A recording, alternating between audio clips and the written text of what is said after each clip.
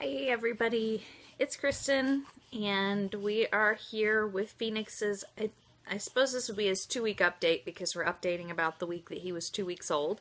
He'll be 3 weeks old tomorrow, so let's see. This week has been kind of crazy. I feel like in a lot of ways last week was a smoother week than this week. What are you talking about? Bless you. Phoenix has a little bit of a cold this week, which my 2.5-year-old got a runny nose like 3 days ago. I don't know where it came from because she hadn't been out and about, but it's possible that somebody brought it home to her. And he's actually, bless you. I think he's actually sneezing because of the sunlight. He sneezes in the sun. But the congestion isn't really bad for him, but it's definitely there. And I know. And it's a little bit like it's been more down here than it's really been blocking his nose. But it made for a really rough night's sleep for us for a couple of nights. And the last 2 days have just been really madness, really because we've been on the go. And that's really kind of, bless you, messed everything up for us, as far as, because I felt like last week we had kind of gotten into a nice routine with at least one of his naps per day and that sort of thing, and this week we just really haven't been able to do as much. He's still been getting plenty of sleep and napping, but when we're in the car, you know, it's hard for me to try and get him to nap at particular times or anything. It's just kind of on the go. So anyways, this week has been a little bit rougher, I think, and it's rough with him having this cold, and I actually felt really, really bad last night. Like, I'm pretty sure I had a fever because I couldn't stop shivering, and Scott's like, "You're going to bed right now." So we went to bed at like 7:45. I feel better today, but still definitely not 100%. I would say that the last 2 days were definitely too much. So anyways, let me think about how I want to organize everything that I want to share. So he's doing really well except for the cold.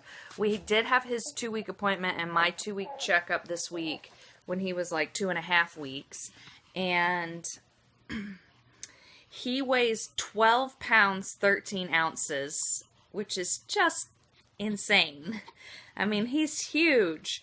So, and I wore him in the front carrier while we were out and about, and gosh, it's killing my back. So, anyways,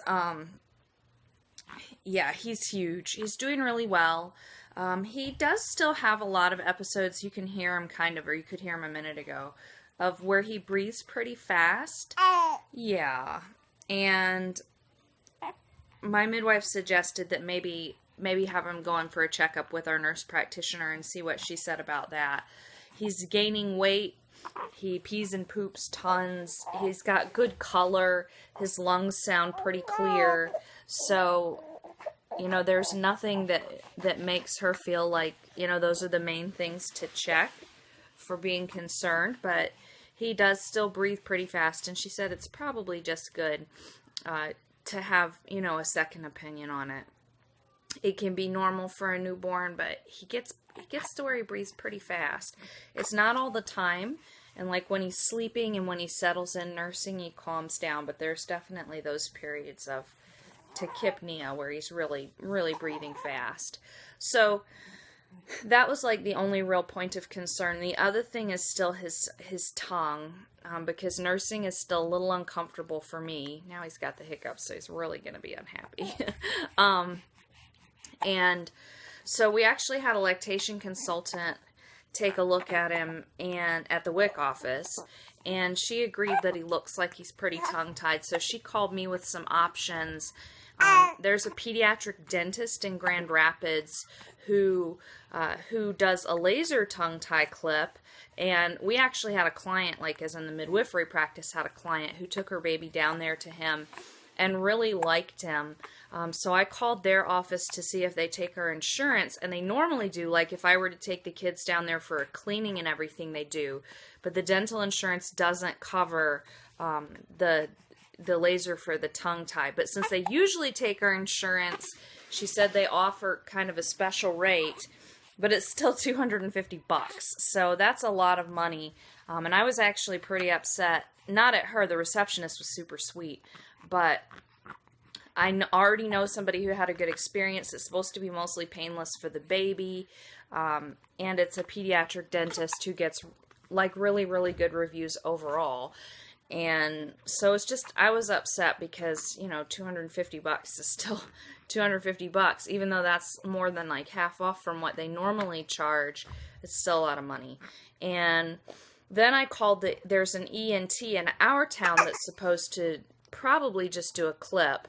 So I called that receptionist to see if they take our insurance and everything, and I just like got this super icky feeling. That's actually probably what got me more upset, is I called her right after I talked to the really sweet receptionist from Dr. Kingma's office, and then so I called this practice, and she's like, well, you need to take the baby to your doctor and get a referral. And she wouldn't answer my questions, which really frustrated me, because it's like, you can still answer my questions even if I don't have a referral. And she's basically like, you know, maybe by the time you get into the doctor and everything will have resolved itself. And it's kind of a frustrating situation for me. I am going to take him in to see our doctor because I want her to listen to him breathe and everything, and I'll have her look at the tongue tie. But my suspicion is she's probably going to go with what I say, which is, you know, do I feel like it's causing an issue or not? And obviously it's not causing much of an issue for him with weight gain. I definitely feel like mechanically with nursing he's not very good at it. But I think the fact that he's my 8th baby means that, you know, my milk just starts flowing like as soon as he's there. And it's like if I pump, the milk just starts flowing. It just comes.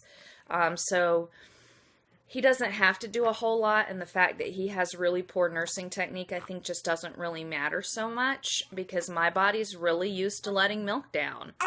And he's obviously getting enough, and he's obviously growing well. But it's uncomfortable for me. So really, I guess my options are, you know, to decide, do I want to try and pursue things with this ENT, which is an ear, nose, and throat specialist, if y'all don't know. Or do I want to just wait it out and see how it goes? Because at this point, it's painful when he first starts nursing, and then it's okay. So maybe it will get better on its own. And again, it certainly doesn't seem to be impacting him. I might go on Monday.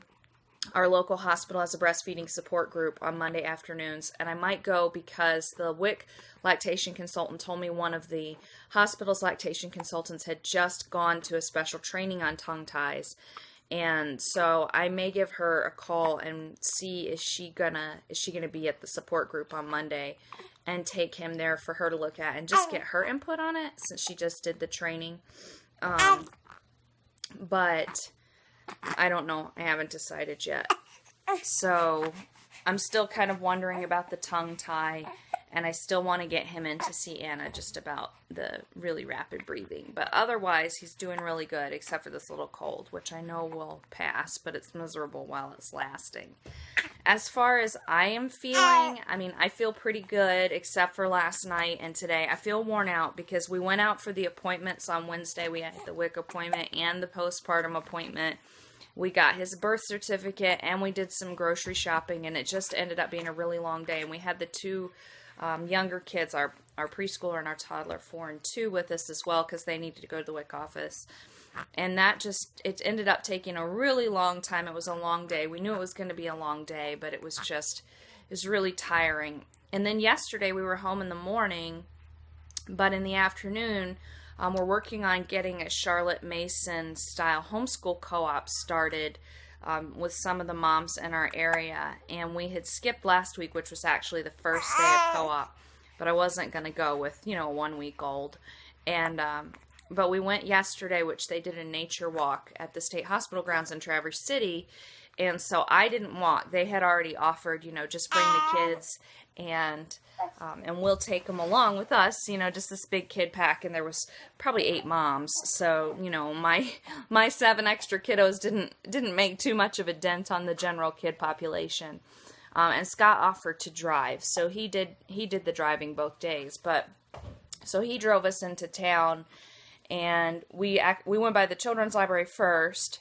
And then we went to the state hospital grounds. They have it's 400 something acres of trails back there. So we dropped the kids off with the group, and they walked, and Scott and I and Phoenix just kind of hung out in the van, and then we just at the trailhead just kind of walked him around a little bit at the trailhead. But the walk, they ended up taking a lot longer for the walk than they were expecting. And then we dropped by the public library on the way home because our family had a ton of holds in. So we ended up getting home really late. And I think I just overdid it between, 2 outings. And so I think that's what it was. And even though I was able to nurse him lots while we were out, because we were basically just sitting in the van, and then we went to get gas, and we got gas at Sam's Club, and half their pumps were down. So we literally had to wait half an hour to get gas. But we really needed to get gas, and when you're putting gas into a passenger van, you want to wait for the best price in town, because it was 30 cents cheaper than everywhere else. And so I actually ended up nursing him on both sides and having time to change his diaper while we were waiting in line to get gas. So I don't know what the people at the gas station thought. I don't really care. But so I was able to nurse him a lot, but I'm still sore today. I had lots of tender hard spots, especially on this side. And I think that's probably why I was feeling bad. It was just lots and lots of walking and doing lots of stuff over the past 2 days, and then some inflammation and things just from lots of milk in there, even though I feel like he was able to nurse lots. So came home, took it really easy. Then I started getting cold, I couldn't stop shivering, which is when Scott was like, okay, you're going to bed. So we got in bed. I got him all swaddled up and cuddled with him and nursed him really well. And then I got up at some point in the night last night, and I couldn't get him to wake up. I mean, he was fine, but he had probably nursed, and I just slept through it. But he didn't want to get up and nurse. And this side was actually really full, and I laid there for a little bit, and I was like, well, I could get up and pump, or I could just wait it out till he wakes up. But I was like, well, I already have hard spots on this side and already inflammation, so I should probably get up and pump. Because I already had the pump set up right by my bed, because that's where I usually pump. So I went and got a couple of the little pump bottles, hooked up the pump, and just pumped sitting beside him. And then I couldn't see. I didn't turn on the light. I just did it all in the dark. And then just went back to bed. And a little while later, he actually woke up and did want to nurse. So I just nursed him. And so for the rest of the night, he actually nursed quite a bit. So everything stayed really soft all night. So I'm glad that I pumped. And but when I woke up and it was light enough to see, the bottle from this side, which is the side I had been trying to nurse him on because it was the side with the hard spots, there's only a couple of ounces in there, but the bottle from the other side was almost overflowing, and I hadn't been able to see because it was in the dark. So anyways, I'm glad again that I got up to pump, and I'm really, really, really grateful that I have the double electric pump, because it's definitely been handy a few times. Even though he eats tons and is really chunky, there's still just so much milk, and it's good to know that if I do start to feel like there's a lot and he's just not nursing, I can pump. And I actually told Scott this morning, I was like, give that milk to Sadie, because it probably has antibodies to whatever this cold stuff is that she's gotten, has given to us. So again, I think that's why I was feeling pretty crummy. And there's been a couple times this week where it's been tough, just feeling stressed out, even earlier in the week before we went out and about. I feel like you can't really see. Oh, I'm sorry, buddy. I'm sorry. Oh, I didn't mean to set you down like that. Anyways, you can't see, but my room is so just stuff everywhere, and that makes my peace of mind go goodbye. So anyways, I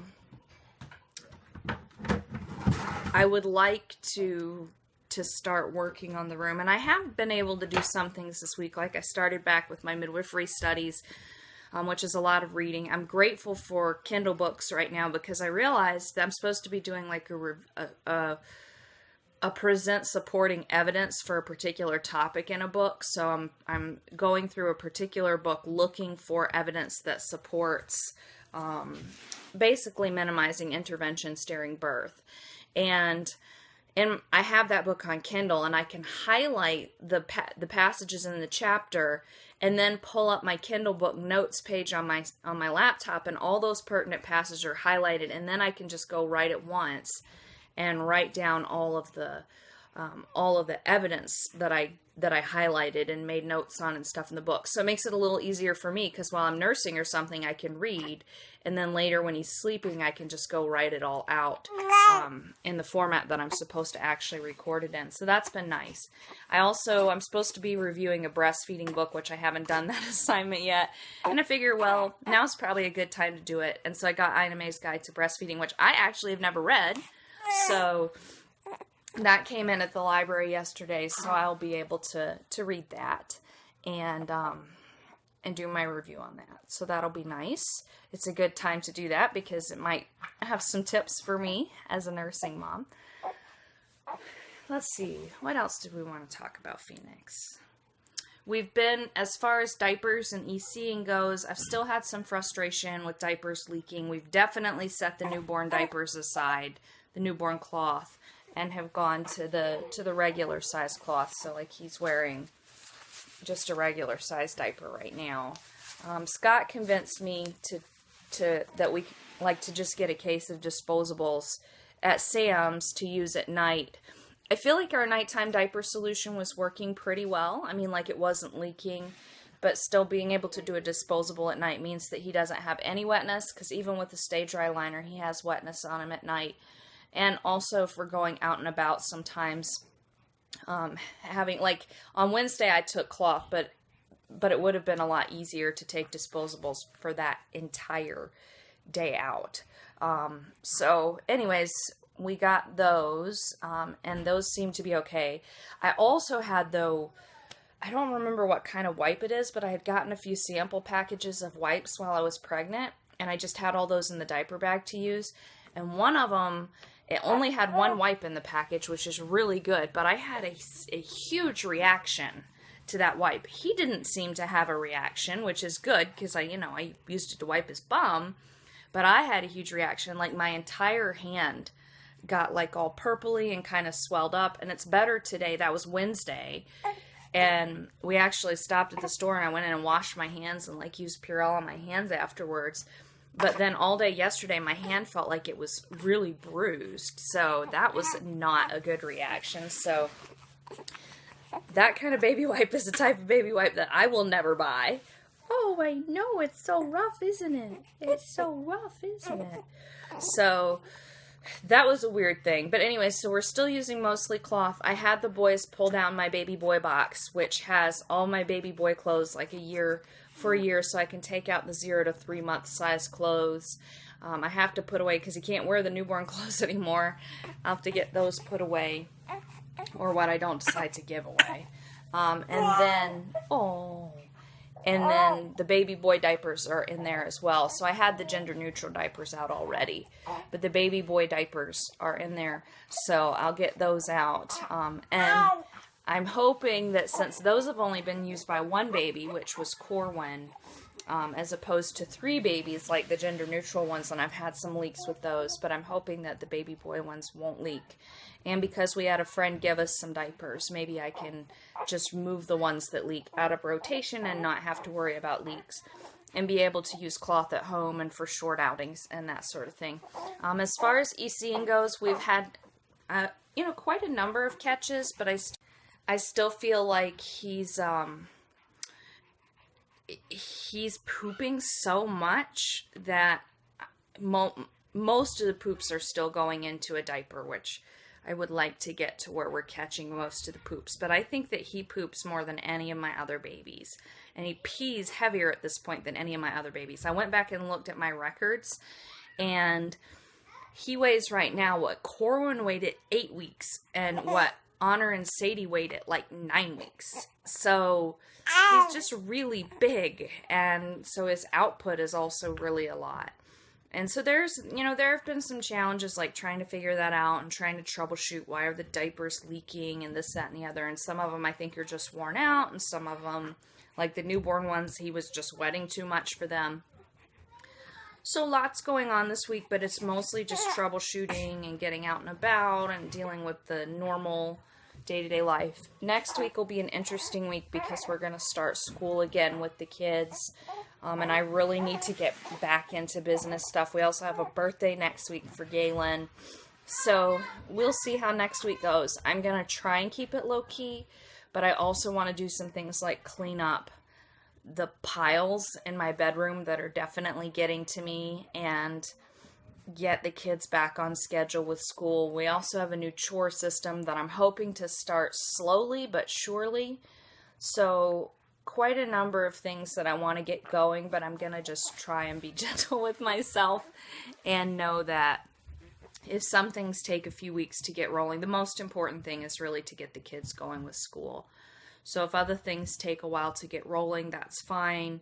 And we'll just pray that the business makes sales, even if I can't do a lot of heavy promotion. And just take care of Phoenix, see what all's going on with him, and enjoy the newborn period. Okay, so I will talk to you guys next week, let you know what's going on. I am hoping to do some videos eventually with some things like I need to strip some of the diaper stuff that my friend gave me and that sort of thing. So I'm hoping to do some video for that, like to show y'all how to do that sort of stuff. But anyways, we'll see what happens. And for now, I will plan to talk to you next week.